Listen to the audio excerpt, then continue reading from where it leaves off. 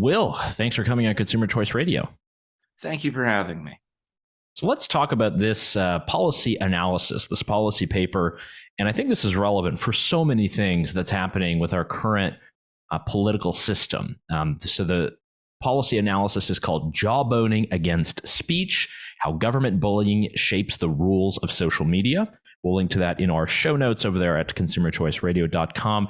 So Will, I thought this was a great argument, and I think it provides a middle way for understanding what exactly is happening in the social media sort of content regulation / antitrust / everything big tech in DC conversation. You have a sort of more democratic left-wing argument about why social media companies are bad. You have a right-wing Republican argument about why social media is bad. And I think your point and your policy analysis kind of looks at it's actually perverse that the government is using their influence, perhaps not formal law, but their influence to change things. So could you explain just what the jawboning sort of theory is that you've posited on social media companies? Yeah, so I argue and have found quite a few examples of politicians informally threatening, cajoling, applying pressure to social media platforms to encourage them to moderate in ways they wouldn't otherwise. And in this case, in the speech context, it's very concerning because the government doesn't have the right to regulate speech. The First Amendment precludes government from making rules about what we can say. However, because our speech increasingly flows through these platforms, by getting to platforms, threatening to either regulate or punish them, politicians can influence how they moderate speech and ultimately what we are allowed to say. And in this paper, I find that this is a growing trend. It's really increased since 2016, when there were a lot of concerns about Russian influence and expectations that platforms would do the right thing and respond to it by cracking down on Russian or supposedly Russian speech. But since then, the application of this informal pressure has become normalized. It didn't stay contained to questions of Russian or other foreign influence. It's really come home and become a tool that both parties have used, politicians on both sides of the aisle, to get things from social media platforms that they can't do via legislation. It's important to recognize that both the left and the right want very different things out of any changes to the rules governing platforms. Broadly speaking, the left would like more things taken down, and the right would like more content left up. Now, because this is such a loggerhead between the parties, they can't agree on any legislation that would affect this question of what gets left up, what gets taken down. And even legislative proposals seemingly in other areas like antitrust or this Journalism Competition Protection Act have fallen apart over the question of how the bill would affect content. However, instead of reaching some consensus with their co-partisans across the aisle, politicians can individually lean on social media platforms to, in piecemeal or in individual incidences, get what they want. And so because you've seen this loggerhead, and because the First Amendment precludes a lot of positive speech regulation, the way you've seen in other countries that don't have our First Amendment, then this jawboning or informal pressure it's become the easiest method or most accessible method of platform control that is available to American politicians, and they've really seized upon it. Yeah, and you have a great quote here, and then we can talk about some examples. It is not the job of Congress to oversee, second guess, or direct the decisions of private intermediaries.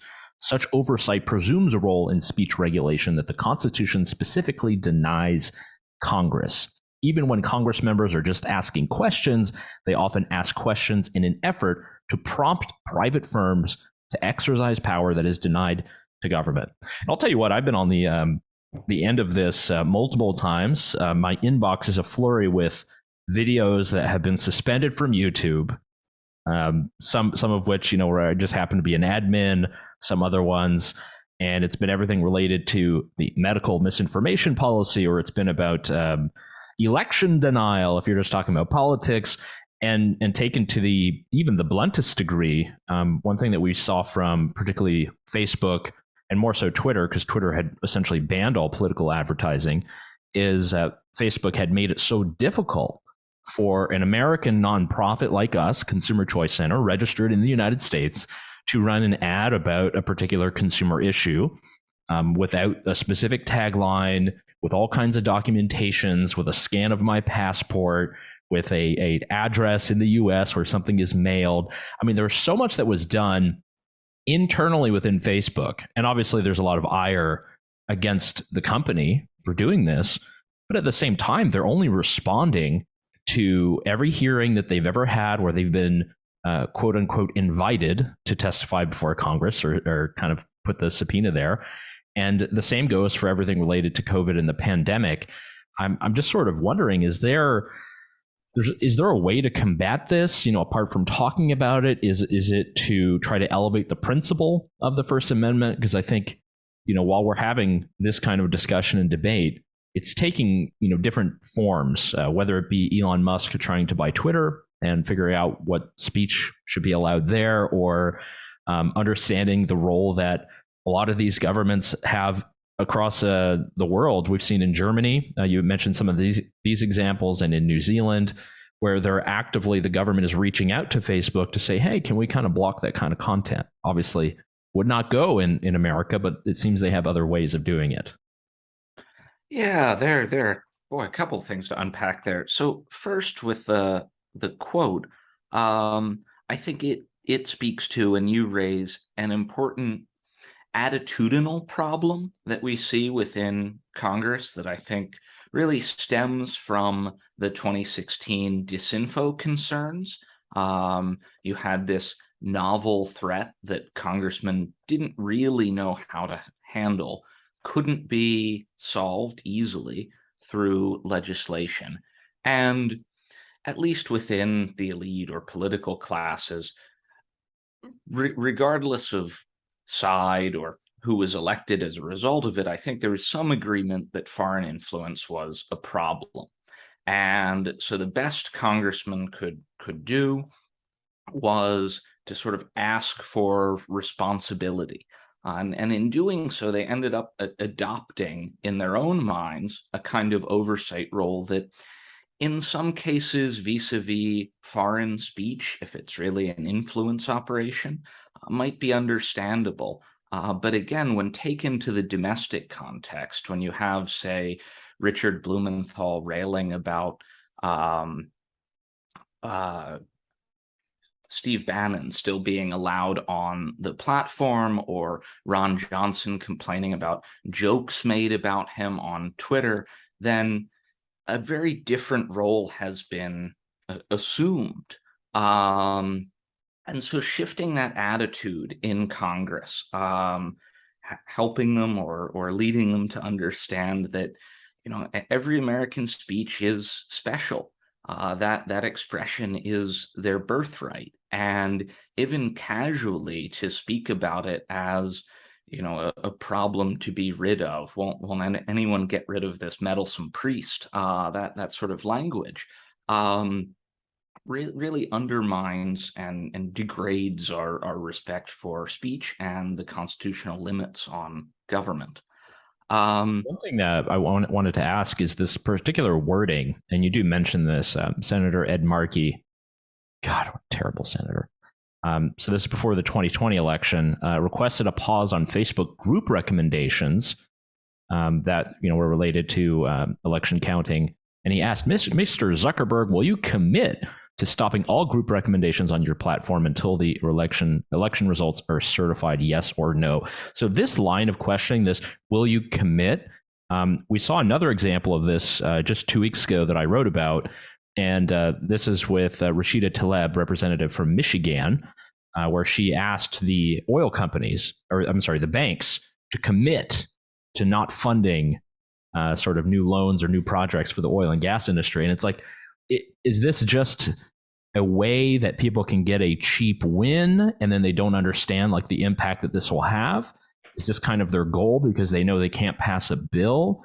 What is the impetus upon the politician to do this? Or is it just about getting those C-SPAN views? I think politicians, expert observers, academics, etc., will often see user behavior that they dislike or take issue with as the result of certain platform features. So in this case, you have people getting together and potentially discussing the election being stolen or being illegitimate. And Markey doesn't like that. He sees it as civically corrosive. Perhaps it is, but merely taking away the Facebook group doesn't reduce the anxieties and concerns that lead people to find a group of like-minded folks to talk through these issues with. And so the emphasis on platform features, platform architecture as the cause of certain behavior, voting patterns, etc., I think is just misguided on its face. And I think in some cases, politicians feel as though it's acceptable to discuss platform architectures and features, make demands of it, because it doesn't implicate particular pieces of speech. Markey isn't saying take down this group. He's saying this group feature is a bad idea. But of course, these are private platforms. They have the right to architect themselves as they wish, to offer features as they wish. And partisans on either side of the aisle can look at a platform's the way it's arranged and say, well, I think this helps the other side more. But that doesn't give them a right to demand changes to it. Every neutral platform or neutral set of features is still going to be used by different populations in different ways. Say, at this point, Big Blue Facebook is probably more helpful to conservatives simply because its population, the user population, seems to be older, and they tend to lean more conservative, whereas Snapchat attracts young people. And as far as the kinds of political ads that you would want to run there, it'd probably be more effective for Democrats. But again, that wouldn't give the right, any entry to say, Snapchat, make your videos last forever, so fewer young people will be on there, or for the Dems to make some demand of Big Blue Facebook. We talk about TikTok and the influence of the Chinese. Well, in sort of closing this, and obviously it's a complicated topic, but obviously I think it's great analysis, and you've written a number of articles around this and done some great interviews on the radio. I wanted to get to sort of conclusion or fixes, ways that the average person can kind of push against this. And I know you mentioned, perhaps on the congressional side, like having it, or perhaps more on the private side, have the platforms list when they get these requests, or formalize these type of statements. We see that with many different technology providers like Apple or something. They will list how many warrants that they've gotten, or how many police asks they've had for certain information. What are some of the other things that we can kind of do, either individually or as a society, to make sure that we can continue to have free speech online? Yeah, I think transparency is difficult. These aren't formal requests, and everyone draws the line as to what is jawboning in a different place. So unlike counting up the number of warrants you've received at the end of the year, how do we view something like Markey's demand there? And how would we view its effects when, in some cases, you're talking about singular takedown requests, and in others, changes to the platform's architecture, which are likely to have much broader but harder to detect impacts. However, I think there's a lot that Congress can do itself in order to bind its members. Congress sets rules for its members. It's a sort of private club that people are elected to. And just as you can't hire your siblings or speak over your time and say nasty things in Congress to others, the members of Congress could easily get together and make a rule prohibiting, say, demanding the removal of protected speech. And it would then be incumbent upon members, even in their speech on the floor, to avoid demanding or requesting the removal of protected speech. And of course, they'd go back and forth about what was protected, but at least having that line out there, I think, would be very helpful, because then congressmen's behavior could be, compared to it or judged in light of it. Beyond that, at the end of the day, the best check on all of this is the voter. We can see what our congressmen members are doing there, what they're saying. And if they're demanding the removal of people's speech, if they're meddling in the private decisions of these platforms, that's something we can say no to. I will elect someone who's more respectful of my speech, the speech of my fellow Americans. And I don't like to see you, my representative, attempting to solo legislate from the bully pulpit. That's not the behavior I want to see. And so at the end of the day, because these are elected officials, then I think that's the most valuable check. With the kind of administrative state jawboning, litigation provides perhaps a better route to dealing with that. You aren't dealing with the speech or debate clause, which makes it very hard to bring any kind of suit against a member of Congress over the demands they've made. But when it's the CDC or Dr. Fauci, they're more open to litigation around their demands. Absolutely. And I think there's so much to dig in this. And, I think one thing that we always promote at Consumer Choice Center is that, the web is open. We have great tools. If you don't like a certain platform, you're free to not use it. There are many things you can self-host, you can do on your own, and you can control it as much as you want. But trying to invite the government is a whole other deal. So we've been speaking with Will Duffield, policy analyst at the Cato Institute. We'll link to his paper and some of his stuff. Very interesting stuff. I guess, you said, Will, voters have power. Midterms are coming up, so I guess they can keep that in mind. So thanks so much for coming to Consumer Choice Radio. Thank you for having me.